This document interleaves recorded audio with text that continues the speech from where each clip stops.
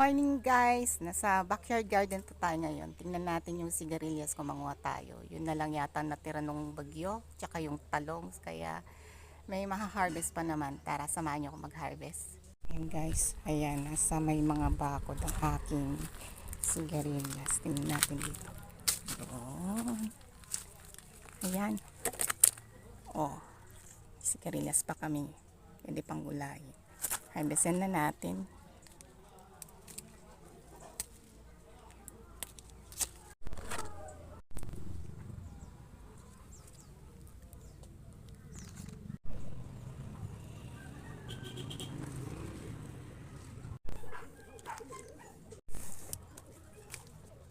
Ayan ang nakuha ko. Pwede na ito. Isang abra.